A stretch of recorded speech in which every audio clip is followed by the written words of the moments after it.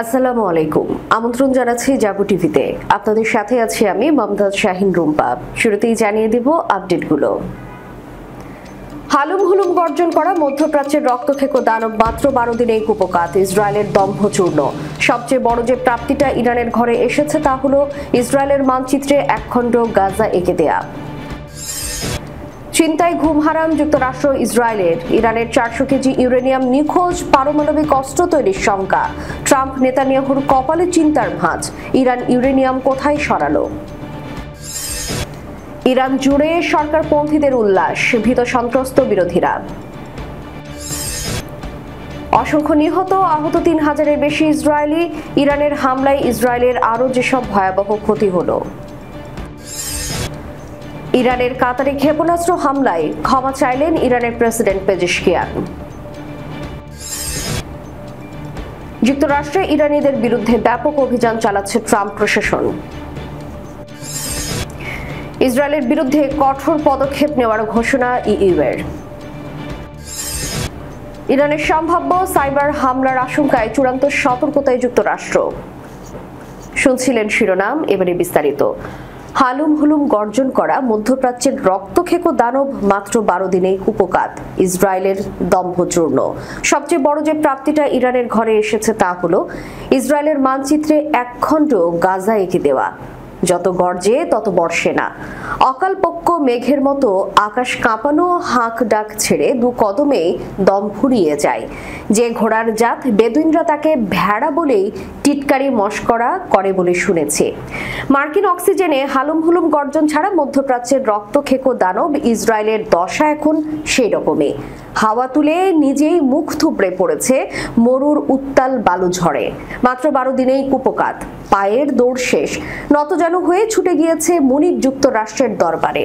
ত্রাহি ত্রাহি অবস্থা ইরানের ক্ষেপণাস্ত্র ধামাকায়। পশ্চিমা তেজ ধার করে শান্ত মধ্যপ্রাচ্যে অশান্তির বিষ ঢেলে নিরস্ত্র নিরীহ জনপদের জমদূত হয়ে ওঠা ইসরায়েলের এবার ভালো শিক্ষাই হয়েছে। ভেঙে চুরমার হয়ে গেছে গত 6 দশকের দম্ভ।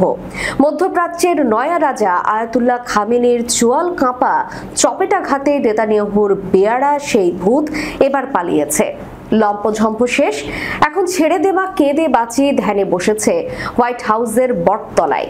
প্রযুক্তি সূতিকাগার তেল আবিব, সর্বাধুনিক নৌশক্তিতে ঘেরা বাণিজ্যিক মেরুদণ্ড বন্দর নগরী হাইফা, বিশ্বসেরা গোয়েন্দার তকমাধারী মোসাদের সদর দপ্তর, নিশ্ছিদ্র সামরিক বেড়াজালে ঘেরা নেভেক মরুভূমির গর্ব বীর সেবা শহরের অভিজাত গর্ব ধুলায় মিশিয়ে দিয়েছে ইরান। ইসরায়েলের সব দম্ভের এই কদিনের ক্ষেপণাস্ত্র হামলাতেই এই কাহিল অবস্থা। ক্ষেপণাস্ত্র গুদামের সব দরজা খুললে কি হতো, সেই পরিণতিটাও এখন সহজেই অনুমেয়। কে রাজা কে প্রজা, সেই প্রশ্ন এখন নিতান্তই রসিকতা। খোলা চোখেই তার উত্তর দেখেছে গোটা বিশ্ব। চলতি পথে সেই জয়োল্লাস শুনেছে যুদ্ধের বারুদ হাওয়ায়। বছরের পর বছর ধরে নানা অজুহাত ওসিলায় পারস্য এই জাতিকে নিষেধাজ্ঞার লাগামে বেঁধে রাখলেও মনোবল দমাতে পারেনি এক চুলো। তেহরানের বাসিন্দাদের মুখে শোনা পূর্বপুরুষদের মতোই নিজেদের দুর্বার মরু ঘোড়া মনে করেন ইরানিরা। ভয়ঙ্কর বালু ঝড়েও ক্ষিপ্রতা পড়ে না পায়ের। বীরের জাত শেষ পর্যন্ত ভয় পায় না। যুদ্ধ তাদের পৈতৃক অহংকার। এটাই ইরানিদের ইতিহাস। 13 জুন থেকে শুরু হওয়া 12 দিনের যুদ্ধে আরো একবার সেই ইতিহাসে লিখল ইরান। যুদ্ধের গোড়াতে ঠিক এই প্রতিধ্বনি ছিল দেশটির প্রেসিডেন্ট মাসুদ পেজেশকিয়ানের। উত্তাল কণ্ঠে বলেছিলেন, শেষ ইতিহাস লিখবে ইরান। কি আশ্চর্য আত্মবিশ্বাস! অঙ্ক শেষে যোগফল সেটাই। শুধু ইসরায়েল নয়, ইউরোপ, যুক্তরাষ্ট্রের তাবড় তাবড় সব পরাক্রমশালী প্রতিদ্বন্দ্বী ঘেরা রণক্ষেত্রে দাঁড়িয়ে কতটা সাহস থাকলে একটা নিঃশ্বাস কণ্ঠ এতটা গর্জে উঠে তার সর্বশেষ প্রমাণও চোখে আঙুল দিয়ে দেখিয়েছে ইরান। 3 পারমাণবিক ঘাঁটিতে হামলার 24 ঘন্টাও পেরোতে দেয়নি। তার মধ্যেই প্রতিশোধ নিয়েছে। বিশ্বের শ্রেষ্ঠ সেনাবাহিনী যুক্তরাষ্ট্রের মধ্যপ্রাচ্য ঘাঁটিতে হামলা চালিয়ে লিখল আরেক নতুন ইতিহাস। হামলাটি কিন্তু মোটেও জ্ঞানশূন্য ছিল না। ডানে বামে সামনে পেছনে রণফাঁদ প্রতিক্রিয়া পরিণামের 16 আনা পরিণতি মাথায় রেখে তরবারির খাপ খুলেছিল ইরান। চিন্তায় ঘুম হারাম যুক্তরাষ্ট্র ইসরায়েলের। ইরানের 400 কেজি ইউরেনিয়াম নিখোঁজ, পারমাণবিক অস্ত্র তৈরির শঙ্কা ট্রাম্প নেতানিয়াহুর কপালে চিন্তার ভাঁজ। ইরান কোথায় সরালো এত ইউরেনিয়াম? ইরানের কাছে এখনো সমৃদ্ধ ইউরেনিয়ামের মজুদ রয়েছে, যা পারমাণবিক অস্ত্র তৈরিতে ব্যবহৃত হবে এবং খেলা এখনো শেষ হয়নি। মঙ্গলবার 24 জুন আন্তর্জাতিক একটি বার্তা সংস্থাকে এসব কথা জানিয়েছে ইরানের সর্বোচ্চ নেতা আয়াতুল্লাহ আলী খামেনির ঘনিষ্ঠ একটি সূত্র। গত সপ্তাহে ইরানের 3টি পারমাণবিক স্থাপনায় 6টি বাংকার বাস্টার বোমা নিক্ষেপ করে যুক্তরাষ্ট্র। এই হামলার পর যুক্তরাষ্ট্রের ভাইস প্রেসিডেন্ট জেডি ভ্যান্স মার্কিন সংবাদ মাধ্যম এবিসি নিউজকে বলেছেন, ইরানের 400 কেজি ইউরেনিয়ামের মজুদ, যা 10টি পারমাণবিক অস্ত্র তৈরির জন্য যথেষ্ট, এখন তা নিখোঁজ। উল্লেখ্য, যুদ্ধের আগেই জানা গিয়েছিল 60% ইউরেনিয়াম সমৃদ্ধ হয়ে উঠেছে ইরান। 90% হলেই পারমাণবিক অস্ত্র তৈরি সম্ভব। এই আশঙ্কাতে ইসরায়েল ও আমেরিকা যৌথভাবে হামলা চালায় তেহরানের 3টি পরমাণু স্থাপনায়। এমন খবর ছিল যে ইরান হামলার কয়েকদিন আগে মজুতকৃত ইউরেনিয়াম ও কিছু সরঞ্জাম গোপন স্থানে সরিয়ে নিয়ে যেতে পারে। ইসরায়েলি কর্মকর্তারা দ্য নিউ ইয়র্ক টাইমসকে এই দাবিটি পুনর্ব্যক্ত করেছেন। মার্কিন হামলার আগে তোলা স্যাটেলাইট ছবিতে ফর্দ পরমাণু কেন্দ্রের বাইরে 16টি ট্রাকের সারি দেখা গেছে। প্রকাশ্যে এসেছিল ফর্দ পরমাণু কেন্দ্রের একাধিক উপগ্রহ চিত্র। 19 জুনের ওই ছবিতে 16টি মালবাহী ট্রাক দেখা যায়। তখনই জল্পনা ছড়ায় মার্কিন বোমারু বিমানের হামলার আগে প্রয়োজনীয় পরমাণু সরঞ্জাম ও ইউরেনিয়াম গোপন স্থানে সরিয়ে ফেলেছে ইরান। এখন সেই আশঙ্কায় উঠে এসেছে মার্কিন ভাইস প্রেসিডেন্টের বক্তব্যেও। ফর্দ, নাতানজ এবং ইস্পাহান পারমাণবিক স্থাপনায় বোমা ফেলা হয়েছিল। হামলার পরের ছবিতে 3টি উপরিভাগে ক্ষয়ক্ষতি দেখা গেছে, তবে সেই ট্রাকগুলোর কোনো সন্ধান পাওয়া যায়নি। এখন প্রশ্ন উঠেছে, ইউরেনিয়াম কি স্থানান্তর করা হয়েছে? তাহলে কোথায় স্থানান্তর করা হয়েছে তা স্পষ্ট নয়। যদিও যুক্তরাষ্ট্র এবং ইসরায়েল দৃঢ়ভাবে বিশ্বাস করে যে এটি প্রাচীন রাজধানী ইস্পাহানের কাছে অন্য একটি ভূগর্ভস্থ সংরক্ষণাগারে স্থানান্তরিত করা হয়েছে। ইরানের সরকারপন্থীদের উল্লাস, ভীত সন্ত্রস্ত বিরোধীরা। যুক্তরাজ্য ভিত্তিক সংবাদ মাধ্যম বিবিসি জানিয়েছে, ইরানের রাজধানী তেহরানের রাস্তায় মঙ্গলবার এক ভিন্ন চিত্র দেখা গেছে। শহরটিতে ইরানের সর্বোচ্চ ধর্মীয় নেতা আয়াতুল্লাহ আলী খামেনি ও প্রয়াত নেতা আয়াতুল্লাহ রুহুল্লাহ খামেনির বিশাল পোস্টারের সামনে দিয়ে মোটরসাইকেল ও গাড়ি বহর ছুটে চলেছে। তারা ইসলামী প্রজাতন্ত্র ইরানের পতাকা হাতে নিয়ে নতুন উদ্দীপনায় রাস্তায় বেরিয়ে পড়েছে। সেই সঙ্গে উচ্চ স্বরে বাজছে সরকার সমর্থিত গানের সুর। এসব গানে ইরান সরকারের শক্তি ও প্রতাপের প্রশংসা করা হচ্ছে। তবে উৎসব মুখর এইসব দৃশ্যের ভেতরেও রাজধানী তেহরানে বিরাজ করছে এক ধরনের অনিশ্চয়তা ও উদ্বেগ। ইরান ও ইসরায়েলের মধ্যে মার্কিন সমর্থিত যুদ্ধবিরতির দিকে বিশ্ব যখন তাকিয়ে রয়েছে, তখন ইরানের ভেতর থেকে উদ্বেগজনক খবর আসতে শুরু করেছে। পর্যবেক্ষকরা মনে করছেন, লড়াই থামার পর তেহরান হয়তো দেশের ভেতরে আরো কঠোরভাবে নিয়ন্ত্রণ প্রতিষ্ঠা করতে চাইবে। বিশেষ করে ইরানের নিরাপত্তা ব্যবস্থায় ইসরায়েলিদের অনুপ্রবেশের ঘটনায় শাসক গোষ্ঠীর মধ্যে ব্যাপক আতঙ্ক ছড়িয়ে পড়েছে। ইরানের কেরমান শাহ প্রদেশের কৌশলী জানিয়েছেন, নিরাপত্তা বিঘ্নের অভিযোগে এরই মধ্যে অন্তত 115 জনকে গ্রেফতার করা হয়েছে। তাদের অনেকের বিরুদ্ধে গুপ্তচর বৃত্তির অভিযোগ আনা হয়েছে। হামিদ রেজা কারিমি নামের ওই কৌশলী আরও জানিয়েছেন, আটক ব্যক্তিদের মধ্যে অল্প কয়েকজন গুপ্তচর বৃত্তির অভিযোগে অভিযুক্ত। অন্যদের বিরুদ্ধে অভিযোগ, তারা যুদ্ধের সময় শাসন ব্যবস্থার বিরুদ্ধে প্রচারণায় লিপ্ত ছিলেন। গত কয়েকদিনের সংঘাতের মধ্যে ইরানে অন্তত 3 জনের মৃত্যুদণ্ড কার্যকর করা হয়েছে। সামাজিক যোগাযোগ মাধ্যমে স্বয়ংক্রিয়তা কিংবা সন্দেহভাজন গুপ্তচর বৃত্তির অভিযোগে আরও অনেককে বিভিন্ন শহর থেকে গ্রেফতার করা হয়েছে। ইরানের বিচার বিভাগের একজন মুখপাত্র জানিয়েছেন, দেশটির পার্লামেন্ট নতুন একটি আইন পাশ করেছে যা গুপ্তচরদের বিরুদ্ধে বিচার প্রক্রিয়াকে সহজ ও দ্রুততর করে তুলেছে। বিবিসিকে তিনি বলেছেন, আগের আইনে ইসরায়েলের সঙ্গে যুদ্ধে যাদের গ্রেফতার করা হয়েছিল তাদের অনেকের বিরুদ্ধে মামলা চালানো যেত না। এখন পার্লামেন্ট আমাদের হাতে এমন ক্ষমতা দিয়েছে যাতে আমরা দৃষ্টান্তমূলক শাস্তি দিতে পারি। অসংখ্য নিহত, আহত 3000-এর বেশি ইসরায়েলি। ইরানের হামলায় ইসরায়েলের আরও অনেক ভয়াবহ ক্ষতির সম্মুখীন হয়েছে। ইসরায়েলের প্রতিরক্ষা বাহিনীর আইডিএফ এই তথ্য অনুযায়ী যুদ্ধের সময় ইরান ইসরায়েলে প্রায় 550টি ব্যালিস্টিক ক্ষেপণাস্ত্র ও প্রায় 1000টি ড্রোন নিক্ষেপ করে। জনবহুল এলাকায় কমপক্ষে 31টি ব্যালিস্টিক ক্ষেপণাস্ত্র আঘাত হানার খবর পাওয়া গেছে।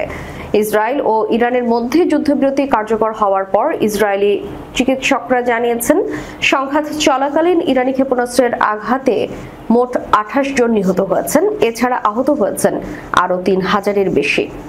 ম্যাগেন ডেভিড অ্যাডাম অ্যাম্বুলেন্স সার্ভিস জানিয়েছে, তারা 28 জনকে মৃত ঘোষণা করেছে, যার মধ্যে সর্বশেষ 4 জন মঙ্গলবার 24 জুন সকালেই মারা গেছেন। আহতদের মধ্যে 17 জনের অবস্থা গুরুতর, 29 জন মাঝারি ও 872 জন ভালো অবস্থায় আছেন। এছাড়া আরও 401 জন হামলার কারণে তীব্র উদ্বেগে ভুগছেন। কর্তৃপক্ষ আরও জানিয়েছে, ক্ষতিগ্রস্ত ও ধ্বংসপ্রাপ্ত বাড়িঘর থেকে 9000-এরও বেশি মানুষ বাস্তুচ্যুত হয়েছে। স্বাস্থ্য মন্ত্রণালয়ের দেওয়া তথ্যে ভিন্ন সংখ্যা দেখা গেছে। তাদের মতে 12 দিনের যুদ্ধের সময় মোট 3238 জনকে হাসপাতালে ভর্তি করা হয়েছিল। এর মধ্যে 23 জন গুরুতর, 111 জন মাঝারি, 2933 জন হালকা আহত, 138 জন তীব্র উদ্বেগে ভুগছেন। এছাড়া আরও 30 জনের অবস্থা এখনো নির্ধারণ করা হয়নি। অন্যান্য উদ্ধারকারী সংস্থাগুলো বেশ কয়েকজনকে হাসপাতালে নিয়ে এসেছে অথবা আহতরা নিজেরাই হাসপাতালে ভর্তি হয়েছেন। ইরানের কাতারে ক্ষেপণাস্ত্র হামলায় ক্ষমা চাইলেন ইরানের প্রেসিডেন্ট মাসুদ পেজেশকিয়ান। ইরানের Islamic revolutionary guard corps IRGC যুক্তরাষ্ট্রের একটি সামরিক ঘাঁটিতে ক্ষেপণাস্ত্র হামলা চালানোর একদিন পর ইরানের প্রেসিডেন্ট মাসুদ পেজেশকিয়ান কাতারের আমির Sheikh Tamim bin Hamad Al থানিকে ফোন করে দুঃখ প্রকাশ করেছেন। কাতারের সরকার এক বিবৃতিতে জানিয়েছে, আমির শেখ তামিম এই হামলার কড়া নিন্দা জানিয়েছেন এবং এটিকে কাতারের সার্বভৌমত্ব আকাশসীমা লঙ্ঘন, পাশাপাশি আন্তর্জাতিক আইন ও জাতিসংঘ সনদের চরম লঙ্ঘন হিসেবে আখ্যায়িত করেছেন। বিবৃতিতে আরো বলা হয়, কাতার বরাবরই ইরানের সঙ্গে সংলাপের পক্ষপাতী এবং এই বিষয়ে কূটনৈতিকভাবে নিরলস প্রচেষ্টা চালিয়ে যাচ্ছে। আলোচনার সময় আমির শেখ তামিম ইরানকে দ্রুত আলোচনার টেবিলে ফিরে আসার আহ্বান জানান। তিনি বলেন, এই সংকট নিরসন এবং অঞ্চল ও জনগণের নিরাপত্তা রক্ষায় আলোচনার মাধ্যমে সমাধানে ফিরে আসা জরুরি।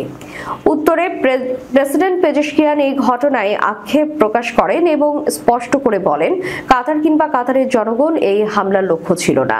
এই ঘটনার পর মধ্যপ্রাচ্যের কূটনৈতিক টানাপোড়েন আরও ঘনীভূত হচ্ছে বলে ধারণা বিশ্লেষকদের। সূত্র আল জাজিরা।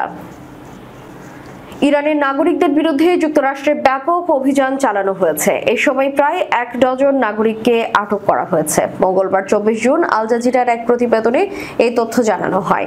যুক্তরাষ্ট্রের হোমল্যান্ড সিকিউরিটি বিভাগ জানিয়েছে, অভিবাসন কর্মকর্তারা ইরানের অন্তত 11 নাগরিককে আটক করেছে। তাদের বিরুদ্ধে অবৈধভাবে দেশটিতে অবস্থানের অভিযোগ রয়েছে। প্রতিবেদনে বলা হয়েছে, ইরানিদের আশ্রয় দেওয়ার অভিযোগে এক মার্কিন নাগরিককে আটক করা হয়েছে। তার বিরুদ্ধে এক ইরানিকে আশ্রয় দেওয়ার এর আগে যুক্তরাষ্ট্রের ক্যালিফোর্নিয়ায় মার্কিন প্রেসিডেন্ট ডোনাল্ড ট্রাম্পের অভিবাসন বিরোধী আইনের বিরুদ্ধে বিক্ষোভ পালিত হয়। ক্ষমতায় গেলে যুক্তরাষ্ট্র অবৈধ অভিবাসীদের থেকে মুক্ত করার ঘোষণা দেন মার্কিন প্রেসিডেন্ট ডোনাল্ড ট্রাম্প। গত 20 জানুয়ারি তিনি শপথ গ্রহণ করেন। এরপর কয়েকটি নির্বাহী আদেশে স্বাক্ষর করেন তিনি। এর মধ্যে আগ্রাসনের বিরুদ্ধে মার্কিন জনগণকে সুরক্ষা প্রদান নামের একটি আদেশ জারি করেন তিনি। ট্রাম্পের এমন আদেশের পর যুক্তরাষ্ট্রে অবৈধ অভিবাসীদের বিরুদ্ধে অভিযান শুরু হয়েছে। সরকারি পরিসংখ্যান অনুসারে দেশটিতে বর্তমানে 1,70,000-এর বেশি অবৈধ অভিবাসী রয়েছে। তাদের মধ্যে অন্তত 1 লাখ অভিবাসীকে ফেরত পাঠানোর লক্ষ্য নিয়েছে দেশটি। গাজা ও পশ্চিম তীরে ফিলিস্তিনিদের উপর চলমান দমনপীড়নের প্রেক্ষাপটে ইসরায়েলের বিরুদ্ধে কড়া বার্তা দিয়েছে ইউরোপীয় ইউনিয়ন।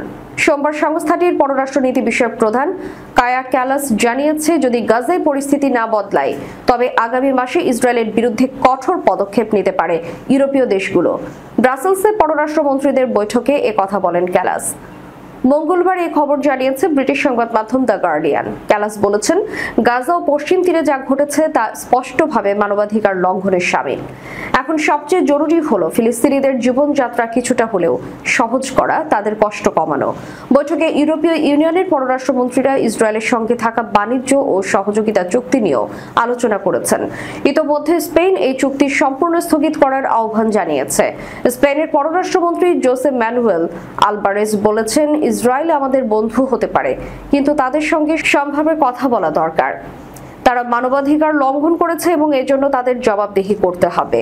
তিনি ইসরায়েলের উপর অস্ত্র নিষেধাজ্ঞার আহ্বানও জানিয়েছেন। বেলজিয়াম, আয়ারল্যান্ড ও সুইডেনও ইসরায়েলের বিরুদ্ধে পদক্ষেপ নেবে বলে জানিয়েছে। তবে জার্মানি, গ্রিস ও ইটালির মতো দেশগুলো চুক্তি স্থগিত করার বিরুদ্ধে অবস্থান নিয়েছে। মানবাধিকার সংস্থা অক্সফামের এক প্রতিনিধি বলেছেন, ইইউ যদি দেরি করে অথবা সিদ্ধান্ত না নেয় তাহলে সেটাও একটা বিপর্যয়। গাজায় প্রতিদিন মানুষ খাবার খুঁজতে নিহত হচ্ছেন, অনেকে ধ্বংসপ্রাপ্তে চাপা পড়ে প্রাণ হারাচ্ছেন। প্রতিটি মুহূর্তে দেরি মানে আরো মৃত্যু। যুক্তরাষ্ট্রের কেন্দ্রীয় ব্যাংক ফেডারেল রিজার্ভের চেয়ারম্যান জেরম পাওয়েল জানিয়েছে, সাম্প্রতিক মার্কিন বিমান হামলার জবাবে ইরানের সম্ভাব্য সাইবার হামলা ঠেকাতে তারা সতর্ক অবস্থানে রয়েছে। কংগ্রেসের এক শুনানিতে তিনি বলেন, এই ধরনের আক্রমণের আশঙ্কায় কেন্দ্রীয় ব্যাংক বিভিন্ন সরকারি সংস্থা এবং আর্থিক প্রতিষ্ঠানগুলোর সঙ্গে নিয়মিত যোগাযোগ রাখেন। পাওয়েল বলেন, আমরাও একটি সম্ভাব্য টার্গেট, তাই স্বাভাবিকভাবেই আমরা সতর্ক রয়েছি। আপনি এই বিষয়টি তুলেছেন, সেটি একান্তই সঠিক, কারণ এটি একটি বড় ইস্যু। তিনি জানান, কেন্দ্রীয় ব্যাংক ইতিমধ্যেই সাইবার নিরাপত্তা সংক্রান্ত বিষয়গুলোতে অন্যান্য নিয়ন্ত্রক সংস্থা ও সরকারের সংশ্লিষ্ট বিভাগগুলোর সঙ্গে সমন্বয় করেছে। ব্যাংকগুলোকে সতর্ক থাকতে বলা হয়েছে যাতে তারা সাইবার অনুপ্রবেশ বা হামলা মোকাবিলায় প্রস্তুত থাকে। সাইবার হামলার প্রতিহত করার জন্য ফেডারেল রিজার্ভের কাছে প্রয়োজনীয় সম্পদ ও সক্ষমতা রয়েছে বলেও আশ্বস্ত করেছে পাওয়েল। তবে তিনি সতর্ক করে বলেন, সরকার সাধারণত এই খাতে প্রচুর ব্যয় করে, কিন্তু এই ক্ষেত্রে কখনোই আত্মতুষ্টির সুযোগ নেই, কারণ যারা আক্রমণ করে তারা প্রতিনিয়ত আরো দম্ভ হয়ে উঠেছে। দর্শক, শেষ করার পূর্বে সংবাদ শিরোনামগুলো জানিয়ে দিব আরো একবার। হালুম হুলুম গর্জন করা মধ্যপ্রাচ্যের রক্তখেকো দানব মাত্র 12 দিনেই কুপকাত, ইসরায়েলের দম্ভচূর্ণ। সবচেয়ে বড় যে প্রাপ্তিটা ইরানের ঘরে এসেছে তা হলো ইসরায়েলের মানচিত্রে একখণ্ড গাজা এঁকে দেয়া। চিন্তায় ঘুম হারাম যুক্তরাষ্ট্র ইসরায়েলের, ইরানের 400 কেজি ইউরেনিয়াম নিখোঁজ, পারমাণবিক অস্ত্র তৈরির শঙ্কা।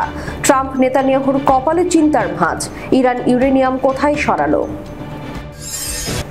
ইরান জুড়ে সরকারপন্থীদের উল্লাস, ভীত সন্ত্রস্ত বিরোধীরা।